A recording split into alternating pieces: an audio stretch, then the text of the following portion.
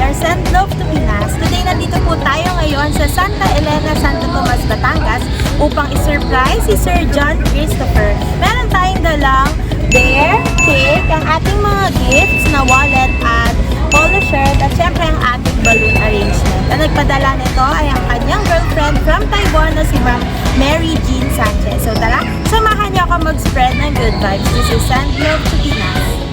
Hello po, magandang araw po sa inyo, Sir John Christopher. Medyo malayo po pala ang inyo. Ano po, loob na loob po yan. Balita po kasi namin ay birthday niyo raw po nung nakaraang araw. Ilan taon na po kayo ng birthday? 29 na po kayo. At sabi po ay, ito daw po, dala-dala po namin ay regalo daw po sa inyo para sa Mansari, para sa Christmas. Ayan, kasama-sama na daw po. Ayan. Meron po akong dala-dala dito sa likod na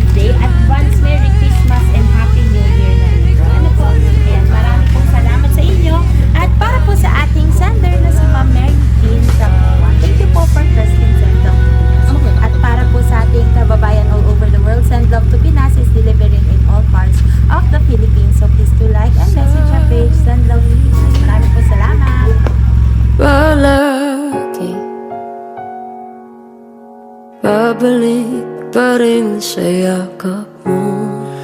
Mahal sa huli, palagi